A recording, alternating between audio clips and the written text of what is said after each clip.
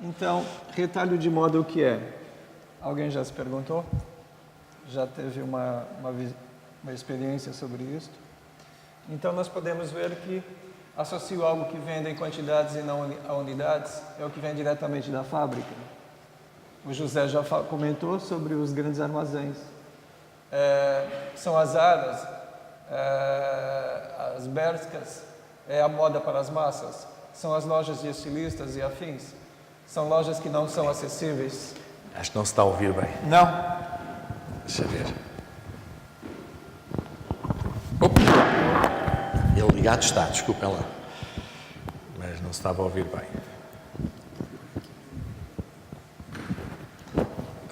Assim, vê lá. Então, dá para ouvir agora? Está melhor? Está melhor? Mais ou menos. Então eu falo mais alto. São lojas que são acessíveis a qualquer público. Então nós vemos que as 4 colocações estão perfeitas. Quem aqui não visita uma loja pelo menos uma vez por semana? Acho que a maior parte de nós visita uma loja. Não? Você não é consumista, então? Então vamos ver. Deixa-me só fazer uma coisa. Podem-se levantar todos, por favor.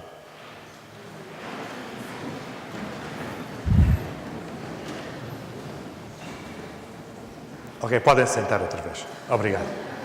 Para ver se acordam. Acordam? Olha lá, vê-se. Eu pensei que era para exibir a última moda. Não tenham receio de interagir connosco. Portanto, fala. José, apertei um botão errado aqui. Foi aí no meio, com certeza. Eu sou do tempo da máquina de datilografia, não se esqueça disso. Então, o que aconteceu agora? Acho que vai ter que... Deve ser aqui do lado. Aqui.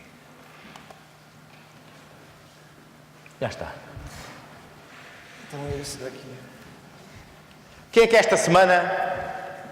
nesta semana, estamos numa quarta-feira, ainda não foi a uma loja?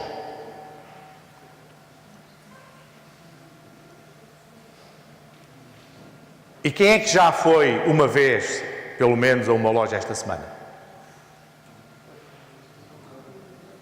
Há mais homens a levantar a mão do que mulheres. 2/3 já foram, 1/3 não foi. Pronto, está bem, está um rácio engraçado. Então, há um antropólogo que eu gosto muito, que é o Ted Polemos, vocês podem consultar o site dele. Ele pesquisa moda, ele olha a rua e pesquisa ali a moda de rua. Ele disse que durante milhões de anos, vestuário e ornamentos foram usados de modo a que pudessem comunicar as suas maiores necessidades. As pessoas, veio a tradição, o progresso, o novo tribalismo, a autenticidade. No meio de tudo isso, apenas um único fator permaneceu idêntico: a extraordinária capacidade semiótica do corpo humano, do vestuário e dos ornamentos. Se nós olharmos para o passado, a capacidade semiótica do corpo humano, todo mundo aqui já viu uma foto de alguém usando espartilho. Alguém viu? Levanta a mão quem viu. Até os homens usavam espartilho na altura. Vocês peguem o Essa de Queiroz, por exemplo, usava espartilho. Afunilava a barriga e crescia o peito, não precisava ir ao ginásio. Portanto, eu gosto muito do Ted porque ele faz umas colocações bastante interessantes. Você hoje, em frente do espelho, logo cedo, se perguntou de que cor quero ser hoje? Não, mentiroso, você perguntou. Você se olhou para ver como é que estava. Não olhou para ver se o branco estava bom? Certeza? O cabelo bem penteado? Então, ele fez o leopardo não pode mudar as suas manchas. E o camaleão, apesar de poder mudar de cor, não se pergunta todas as manhãs de que cor quero ser hoje. As mulheres perguntaram? Claro que perguntaram. Os rapazes também, muito embora não tiveram a percepção disso. Antes de sair de casa, de certeza que você se olhou no espelho. Quem é que não se olhou ao espelho? Hoje de manhã, antes de sair de casa. Uma pessoa não se olhou ao espelho. Nem para ver Desafiaram se todos. estava bom o casaco, realmente. Eu vou levá-lo e apresentá-lo ao TED para ele te estudar como caso único. Então hoje temos um verdadeiro supermercado de estilos. Nós vemos lojas que atendem diversas faixas do mercado. Por quê? No passado era simples, as coleções eram sempre demarcadas por estações e eram bem claras. Eu me lembro da minha infância em que as mulheres corriam nas lojas quando saía a nova coleção. Hoje já é um verdadeiro supermercado, tem de tudo para todos os gostos. Isso tem fatores que contribuíram para isso nos últimos anos, principalmente a globalização, a maior liberdade de expressão, as mudanças de mentalidade. E é possível hoje uma senhora de 70 anos ir a uma loja que vende roupa para jovem comprar alguma coisa.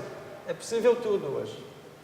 Então é um verdadeiro supermercado de estilos e as tendências, há uma mescla enorme que nós podemos ver que a moda joga um papel bastante importante nisso. Esta senhora que está aqui é famosa no mundo todo. Se você procurar depois você vai achar a foto dela e ver que ela é das que seguem a moda em Nova York. E nós vemos na rua, por exemplo, todas senhoras já de terceira idade. Portanto, a moda joga um papel central nesta mudança internacional. É a moda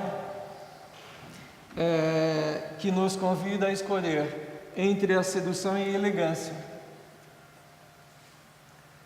Imagina, você vai a uma festa, os rapazes também, porque hoje eles são tão narcisistas quanto as mulheres, né?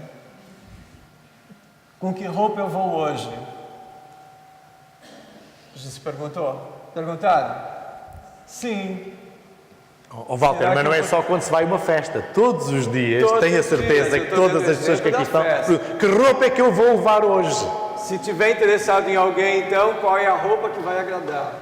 Não é? Exceto muitos dos homens, e se calhar você também, em que é a mulher que prepara a roupa. Não é? Diga lá, confesse lá. A mulher dele diz, você vai pôr essa roupa hoje. Ele nem se olha no espelho. É ela que diz, você está bem vestido. Exatamente. As mulheres são o espelho dos homens. Não se esqueçam disso. Então, conformismo e contestação. A juventude está cada vez mais interiorizando-se e a maturidade cada vez mais saidinhas. Será que acontece isso hoje na sociedade? As pessoas mais maduras estão mais saídas do que antes? Acontece, eu vejo isso quando eu vou ao Brasil. 25 anos em Portugal, aí eu vou para lá uma vez por ano e vejo ao longo dos anos como é que a mentalidade mudou. E vi como é que a mentalidade mudou em Portugal também, durante 25 anos. Quando eu cheguei aqui em Santa Apolônia, porque resolvi vir de Paris e me falaram, vai de comboio, eu vim. Aí quando eu desci em Santa Apolônia, eu pensei, nossa, desembarquei no fim do mundo. Eu estava acostumado a transitar na Avenida Paulista, trabalhava numa estatal brasileira como arquiteto e andava nas galerias de arte. Eu falei, onde tem galerias de arte aqui? Não tinha, quase nada. Só tinha galerias que vendiam figurativo pintados a óleo. Eu pintava na altura, andei aqui e ali, até que um dia, numa exposição, o sujeito do Expresso comentou, ele vende peças de arte como se fosse um retalho. Que eu pintava em acrílico, não vendia. E contemporâneo, abstrato, não vendia. Portanto, aí um assessor de uma galeria disse, só daqui a 10 anos. É verdade, a história em Portugal foi mudando. Houve Capital Europeia da Cultura em 94, apareceu arte contemporânea. Aí a história das galerias mudaram, da arte contemporânea em Portugal, e hoje tem nomes famosos aqui em Portugal, internacionais, que fazem belíssimas exposições com arte contemporânea. Portanto, há toda uma história em Portugal de transformação. Sem essa transformação não seria possível ter a Natura, a C&A. A C&A no Brasil já existia. Já. A C&A não sei quantos anos está em Portugal, mas não é muito antiga. Quantos anos? Talvez aí há 20 anos. Talvez há 20 anos. Quando é que se implantou a C&A aqui? Não sabe. Quando é que foi? Alguém sabe? Quando foi? O CIA. 25 anos. Nossa, Obrigado. o mesmo. Eu não conhecia o C&A só recentemente, quando começou a aparecer nos shoppings onde eu passo. Tem a idade do Cascais Shopping. Porque a primeira loja foi no Cascais Shopping. E eu, na altura, era o diretor-geral, precisamente, da empresa da Sonai, que fez a comercialização do Cascais Shopping, não é? Então, por que será que nós mudamos constantemente a nossa forma de vestir? Há muitas teorias sobre isso. Quando eu comecei a fazer a tese, era difícil achar quem orientasse, que era uma área maldita nos estudos científicos. E não havia especialistas. Portanto, se você for ver agora, há centenas e centenas de livros publicados sobre teoria da moda. Não vou citar todos, mas o Barber e Lobel entendem que a moda é como o crime. Tem muitas referentes, ou seja, abrange tipos extremamente diferentes de comportamento social. Hoje, acredito que, apesar deles terem colocado isso há muitos anos atrás, não deixa de ser verdade. Abrange diferentes tipos de comportamento social. Cada vez mais há diferentes tipos de comportamento social, não concorda? Com a globalização, com a internacionalização de muitas capitais que fazem marketing de cidades, há uma mescla muito grande de tendências e de tipos diferentes que vão consumir determinado tipo de vestuário. Por exemplo, em Portugal, como é que decorreu isso? Primeiro voltaram os que são chamados de retornados, e depois começou a vir, a economia foi se abrindo, começou a vir bastante tipos de pessoas diferentes da Europa, do Brasil, daqui, dali, há uma grande mescla. Então, há uma miscelânea cultural na cidade. Isso é bastante bom, porque há um dinamismo muito grande. Com a Expo 98 aumentou mais ainda. Por exemplo, há muitas pessoas que vieram para cá para mostrar tipos de comida com os restaurantes que tinham na Expo, acabaram ficando, porque viram que havia um mercado que era restrito e que poderia ter a possibilidade de ampliar no nível da culinária, outras formas para as pessoas experimentarem. Acho que todo mundo aqui vai experimentar de vez em quando uma comida diferente, não vai? Já ninguém come a comida tradicional portuguesa sempre. Não é verdade? Quem é aqui tradicionalista, só come comida tradicional portuguesa? É uma mescla hoje. Ninguém, todos comem tudo, não é? Quem é que só come cozida à portuguesa e sopa de beldroegas? Ninguém. Todos comem, hoje, Isto acontece as cozinhas internacionais. Em todas as áreas começa a acontecer essa mescla. Por um lado é mal para a saúde, porque se você faz uma mescla, o corpo está acostumado numa região e etc. Desde que você selecione, você pode comer qualquer tipo de comida, mas isso porque eu me dedico também a um outro estudo que é ligado à medicina indiana e estou fazendo uma investigação justamente dentro dos alunos que eu tenho para ver o biotipo. Dentro do biotipo dá para fazer novos negócios. São 3 biotipos que dá 10 tipos de seres humanos e cada um tem uma forma que deveria estar corretamente na vida. Usar a cor mais adequada para o biotipo, as cores no caso. Então já houve quem pegou nisso e fez negócio. O aroma mais adequado, a música. E isso dá tendências de estilo de vida. Se seguir, tem uma vida longa e feliz, senão morre mais cedo. Então nós vemos essa mescla, esse comércio que acontece para todo lado. Desde eu amo vendedores de moda. E há muitas histórias sobre vendedores de modas. Tem um videozinho que às vezes mostro para os alunos, em que a senhora vai numa loja super de marca, paga um absurdo por um vestido, porque as mulheres, a vendedora diz, ficou ótimo, ela foi experimentar um vestido de risquinha, só que ela tinha um pouquinho de volume a mais. Então, ficou horas se arranjando, o marido espera. Ninguém sabe por que os maridos vão bêbado para as festas, alguém sabe? Porque esperam as mulheres se arranjar e vão bebendo na sala. Ficam, toma 1, toma 2, as mulheres não saem, toma 3, já vão meio bêbados para as festas. Então, até aí, ela saiu feliz da loja porque comprou aquilo que ela queria, a vendedora disse que ela ficou ótima. O marido perguntou para ela quando ela saiu do quarto: você comeu um boi? Porque o vestido de risquinha não servia para o biotipo dela, para o tipo físico dela. Então a vendedora fez o papel dela, mas não pensou no sucesso da cliente. Isso é uma outra coisa que você tem que pensar. Se você vai a uma loja, compra uma roupa e faz sucesso, você vai voltar à loja. Se o vendedor te convenceu a comprar uma roupa ou você gostou e ele disse que estava bom e não foi sincero, você não vai fazer sucesso. Você vai reclamar depois, você não volta à loja. Até aí o marido diz: você comeu um boi? Ela ficou assim. Pronto, o marido, ela não liga a opinião do marido. Imagine na festa se uma amiga dela falar isso. Ela vai falar mal da marca a vida toda, porque ela não fez sucesso. Então, às vezes o vendedor é mal encarado e a loja faz sucesso, porque a pessoa que comprou fez sucesso lá fora. Então, aí esse lado da venda que é importante. Já caiu outra vez. Já caiu. São desastrados. Já vou por aqui, deixa eu estar. Esse assim. O meu biotipo na medicina é Vata, são os despassarados. Pronto. Então, hoje nós vemos o quê?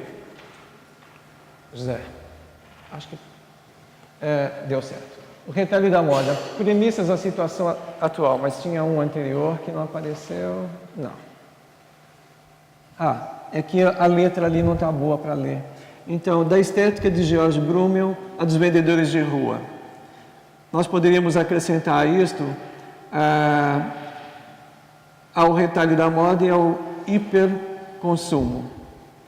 Quem fala do hiperconsumo é Gilles Lipovetsky, não sei se já leram, um filósofo francês. Então, aconselho os meus alunos todos a lerem o Gilles Lipovetsky, ele analisa a nossa sociedade atual como uma sociedade de hiperconsumo. É importante termos uma noção disso também para quem vai lidar com gestão, com retalho de moda e etc. Eu estudei com ele na Universidade de São Paulo, fui lá de férias, e o Gilles, ele já veio a Portugal, os honorários são altos, a CGD pagou para ele vir numa altura e o IPAN levou ele para vê-lo naquela altura.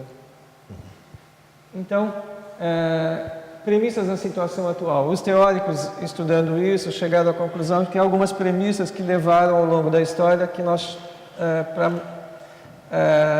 vemos como é que o panorama atual, como é que é o retalho de moda atual, o consumo de moda. Então, segundo eles, 10 premissas criaram a situação atual. A primeira foi a Revolução Francesa e a abolição das leis sumptuárias. Ou seja, naqueles tempos existiam leis na Itália, na França, em que determinava quem usava determinado tipo de roupa e de tecido.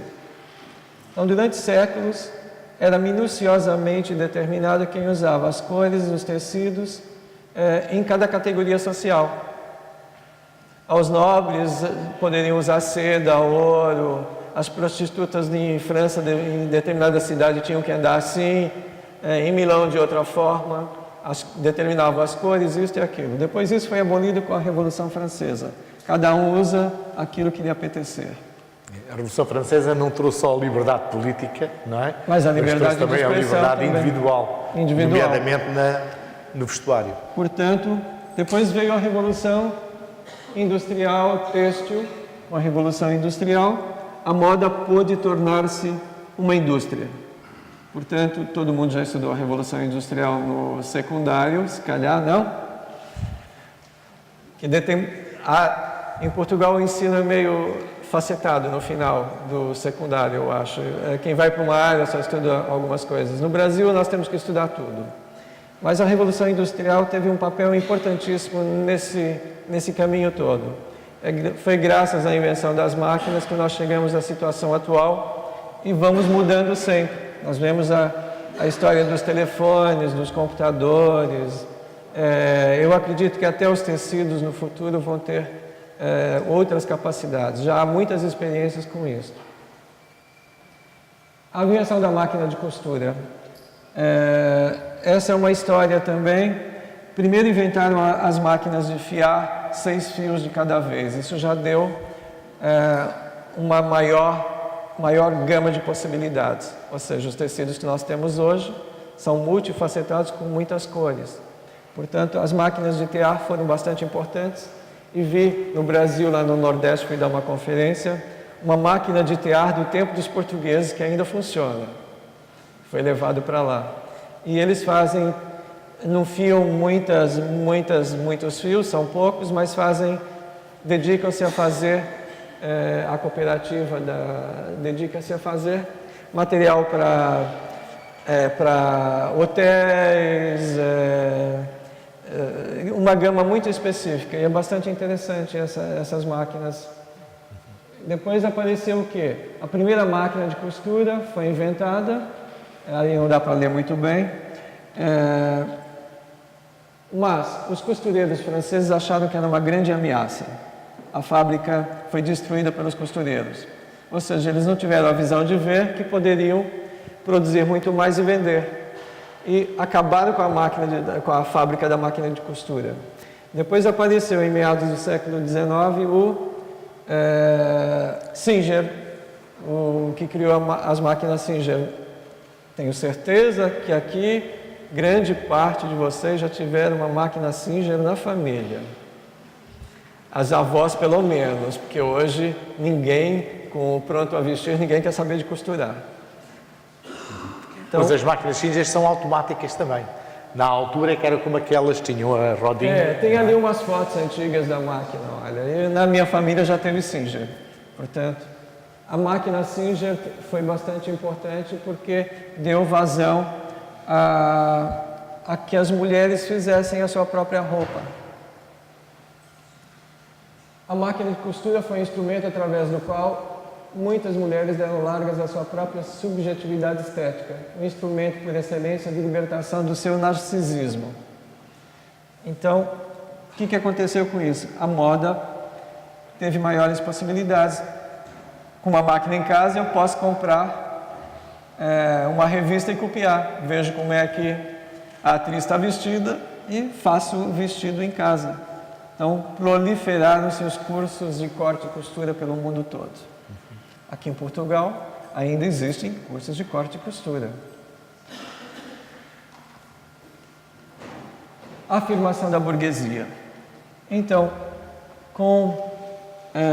essa é uma mudança bastante importante. Com a Revolução Industrial, muitas famílias começaram a ficar prósperas, surgiram industriais e etc. A burguesia, com o declínio da nobreza e aristocracia, a burguesia foi se afirmando. Foi graças à afirmação da burguesia que a moda deu um grande impulso. O homem abandonou... Aí houve uma grande mudança. Antes o homem também se preocupava com a moda. Andava com espartilho, com isto, aquilo. Mas a partir da Revolução Industrial, a pretensão de ser bela coube à mulher. As famílias mais prósperas, como é que era medido o grau de prosperidade? Pela beleza da mulher. Portanto, algumas mulheres colocaram seus maridos na falência, porque gastavam horrores em moda. O homem vestia um traje típico. O fato que o homem usa até hoje é aquele modelinho, vai trabalhar assim. E coube à mulher de expressar o luxo. Portanto, nós vemos histórias nos periódicos de famílias que foram à falência porque as mulheres, industriais à falência, porque as mulheres gastavam o dinheiro todo em moda. E depois também aqueles casamentos arranjados. Tem o título de nobre, o outro tem o dinheiro, o burguês tem o dinheiro, nada mais do que um casamento arranjado. Vocês podem ler nos periódicos femininos em Portugal uma série de casamentos arranjados. E depois como é que um burguês ia entrar num clube aristocrático. Em Portugal existiam os clubes aristocráticos que só tinham acesso nobreza e aristocracia. À medida em que houve famílias enriquecendo, há sempre aquela seleção, mas conseguiram também entrar no meio da aristocracia. Depois começou a aparecer também as revistas de moda. Elas são bastante importantes. A primeira foi publicada em 1797, o Jornal das Damas e das Modas. Portanto, aos poucos elas foram se proliferando, aumentando. Depois eu vou dar uma lista aqui das primeiras em Portugal, para quem interessar em ler. Tem na Biblioteca Nacional. Tem tudo na Biblioteca Nacional. As revistas de moda, depois apareceu o que o José já falou, os grandes armazéns. O mais famoso em Portugal foi os grandes armazéns do Chiado. Se você tiver paciência de pesquisar, ou no livro, nos volumes do livro editados da minha tese, tem lá os desfiles de moda que eram promovidos nos grandes armazéns do Chiado. Teve toda uma história de desfiles nos grandes armazéns do Chiado. Então, os grandes armazéns modificaram também o retalho de moda e continuam até hoje. Depois, ainda antes desse, houve toda o negrose e ascensão social dos coifés. No século XVIII, eles foram retalhistas de moda, na minha opinião. Por quê? Era uma raça singular. Como é que eles faziam para vender os seus modelos? Eles pagavam algumas raparigas para ir às grandes festas que aconteciam em Paris. E colocavam os modelos e elas passeavam entre o povo. As senhoras que tinham dinheiro para comprar, depois visitavam o ateliê destes artistas, gênios, tidos como gênios artistas. Foi aí que nasceu o comércio de rua, assim, mais especializado no luxo. O outro havia uns que faziam só penteados, então pagavam 20 tostões para um monte de modelos desfilarem no meio das festas, e caminhavam junto, e as encomendas eram feitas assim. Pois vamos ver o outro. Então tem ali a festa de Santo Ovídio, era a mais famosa, onde a classe social abastada parisiense frequentava. Depois nasceu a moda, como nós vemos hoje, nasceu com esse senhor, com esse inglês que desembarcou em Paris e montou uma loja, Worth. Inventou, a alta costura é devida a ele. Então ele acabou com aquela tradição de que a aristocrata ou a família que tinha muito dinheiro, e a costureira, eu quero um modelo assim. E a costureira executava. Com ele fez o papel inverso, ele começou a ditar a moda. Você veste isso que eu crio e você vai ficar bela assim. Então, ele ficou famoso por isso. E ele também, é graças a ele que apareceram os primeiros desfiles de moda. E ele ficava mais famoso ainda quando recusava vestir uma nobre, porque devia ter um gênio tempestuoso e recusava clientes. E ficava mais famoso ainda. Então, não havia quem não visitasse a loja dele em Paris. No fundo, era a grande estrela da época, não é? Ele ficou como a grande estrela da época, ele mudou tudo. Ele transformou, de repente, o alfaiate artesão repetitivo e tradicional num criador gênio, artista moderno. E hoje há muitos. Hoje há muitos. E fazem de tudo para ficar conhecido. No fundo, ele foi o criador da haute couture, né? Ele que foi o podemos criador designar da a haute haute costura. couture. Depois, ao longo dos séculos, nós vamos ver como é que os criadores se notabilizavam. Todo criador costureiro francês gostaria de, ou qualquer outro, vestir uma artista de cinema. Depois tem toda uma história. Não havia fotografia, eram desenhos. Depois apareceu fotografia. Depois apareceu cinema, TV, depois apareceu tudo isso que a gente vê pela frente. Hoje em dia nós vamos à internet, né? Ninguém vai ao cinema ver moda, o que a artista veste. Até acompanhamos pela imprensa. Por exemplo, quando há entrega de prêmios em Hollywood, todo mundo vai falar bem ou mal da artista que vestiu não sei qual costureiro que a pôs daquele jeito. Nós vemos coisas bizarras. Há pouco tempo uma não conseguia subir os degraus porque aquilo era tão assim que alguém tinha que ajudar. Não é? Mas no passado também era assim. Imagine o que o espartilho fazia quando apertava os órgãos todos. Então, o narcisismo é terrível, não é, na moda. Depois ele criou o conceito de estação, como nós temos até hoje. Raparigas sós, ou seja, as modernas manequins, que vestiam seus modelos. Depois tem toda uma história com relação aos desfiles. Aqui em Portugal, eu fui acompanhando ao longo dos periódicos. Primeiro havia os desfiles normais, sem nada. Depois introduziram um número, depois introduziram um nome, depois alguém teve a ideia de pôr um piano. E depois é todo aquele show mediático que nós vemos hoje nas grandes marcas, não é? Então, há shows assim que gastam-se milhões por um único desfile. Vale a pena? Vai se refletir nas vendas depois. Aquilo que é mostrado às vezes nem é vendido, porque é inconcebível, não dá para usar. Então, a loja dele fez muito sucesso em Paris. Tem ali como é que eram montados, era tudo à mão. As mulheres depois, um dos fatores de sucesso da moda hoje é a paixão das mulheres pela moda. Mas eu acredito que nos últimos anos até os homens já se apaixonaram pela moda, não é verdade? Vai lá, os rapazes respondam. Sim ou não? Não, sou muito tímido. Também seguíamos a moda, a calça afunilava. Depois não dava para largar, para aproveitar. Walter, há uma moda masculina que eu não consigo perceber. São as jeans quase nos joelhos. A ver-se, no fundo, as cuecas. Quer dizer, eu não consigo perceber esta moda, sinceramente. Alguém me consegue explicar? Sim, há uma explicação para isso, nas prisões americanas e... estão a copiar os presos americanos? Ligada à homossexualidade e outras coisas nas prisões.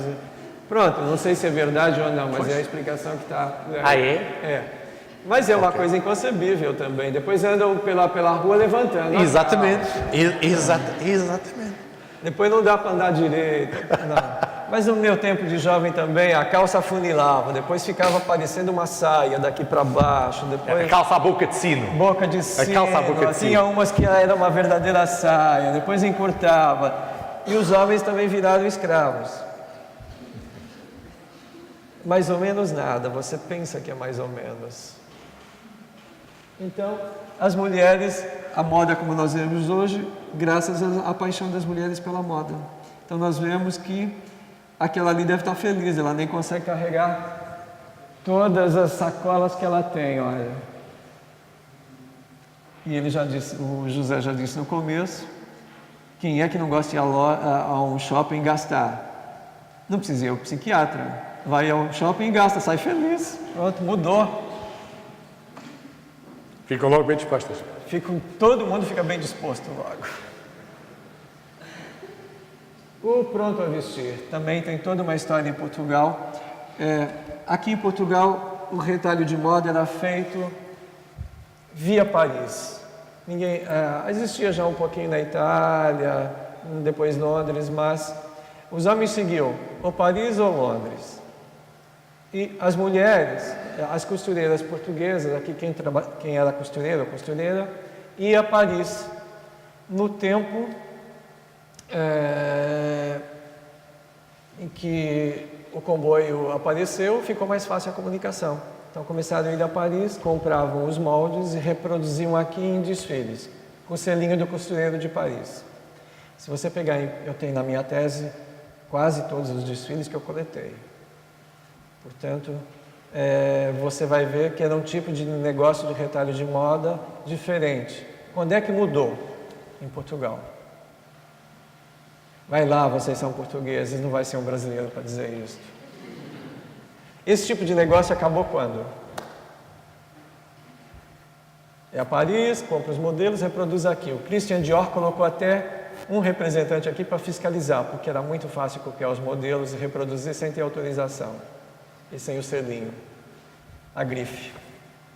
E tem lá a lista dos autorizados na imprensa portuguesa, publicada, mandada por Paris, quem são os autorizados a reproduzir os modelos dele. Com a Revolução de 74, de abril. Então, todo mundo preparou, as costureiros e costureiras todas prepararam aquele grande desfile. Depois aconteceu a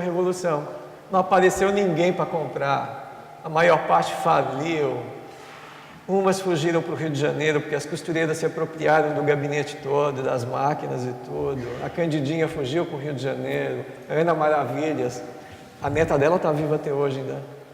Então, quer dizer, foi uma revolução na moda também. O 25 de na Abril moda também foi uma e revolução na moda. No tipo de negócio. Então, no tipo de negócio. O prêt-à-porter, quem aderiu ao prêt-à-porter na mesma altura conseguiu sobreviver, foram bem poucos, eu tenho na relação no material escrito. Então, mas o prêt-à-porter aqui chegou muito tempo depois. Ele já começou em Paris em 57. Então, ou seja, o prêt-à-porter tem a minha idade. É. Eu nasci em 57, portanto, nascemos os dois ao mesmo tempo. Ou seja, eu sou um prêt-à-porter. Eu nasci em 53. Está vendo? O prêt-à-porter, então, deu origem à multiplicação das marcas, o fetichismo e a sua banalização, o nascimento da contrafração, isto é, o padecimento da estética dos vendedores de rua. Então, graças ao pronto a vestir, que nós temos hoje uma série de multimarcas e às vezes uma marca principal tem várias outras marcas para atender outros segmentos de mercado. Dado que há milhões de tipos diferentes no mundo hoje. Antigamente todo mundo seguia a mesma coisa, agora... Então o prêt-à-porter, a criação de modelos idênticos em quantidade. O chato é quando você vai a uma festa e tem o rapaz do lado com a mesma roupa tua porque comprou na mesma loja. Pode acontecer isso? Pode, é normal acontecer porque é pronto a vestir. Mas imagine você, no passado, você ir a uma festa e uma mulher comprou um modelo exclusivo numa costureira famosa. Vai a uma festa e tem alguém com o mesmo vestido. Já aconteceu isso várias vezes, em muitas ocasiões aqui em Portugal. O primeiro desfile de moda que eu consegui registro deu-se em 1929, com a Madame Vale. E também tinha na imprensa críticas a Madame Vale dizendo que duas senhoras da alta classe em Cascais estavam na festa com o mesmo modelo. Ou seja, não era exclusivo e ela cobrou uma fortuna. E ela usava a mesma técnica dos costureiros em França da altura. Colocava modelos, fazia desfiles em grandes festas, tipo Autódromo de Estoril. Ela se infiltrava no meio dos grandes eventos da burguesia e da aristocracia para vender modelos. Ela era bastante interessante nesse sentido e captou bem o negócio. Vender caro para gente que tem dinheiro. A década de 90, depois isso é importante, nós percebemos que em Portugal o design nasceu depois do 25 de abril. Ele se proliferou de outra forma. E também com o pronto a vestir, o negócio da moda conseguiu avançar bastante. Mas há um detalhe importante. Ninguém sabia para que lado Portugal ia. Eu no Brasil, olhando para isso, será que vai para a esquerda? Será que vai para a direita? O Mário Soares guinou para a direita. Chegou o famoso FMI, que anda aqui de novo, ou já saiu, e veio milhões para Portugal. Esse dinheiro, então, começou a girar na economia e começaram, a partir dos anos 80, os primeiros estilistas em Portugal a fazer moda aqui em loco. Mas, claro, existe moda portuguesa feita em Portugal? Não, segue os ditames da moda, daquilo que nós vemos hoje internacional. Não há assim. Há alguns que se notabilizaram usando coisas da cultura portuguesa. Depois o que mais? Agora não sou eu, é o José. Muito bem. Depois eu falo mais um bocadinho sobre a história. Ok.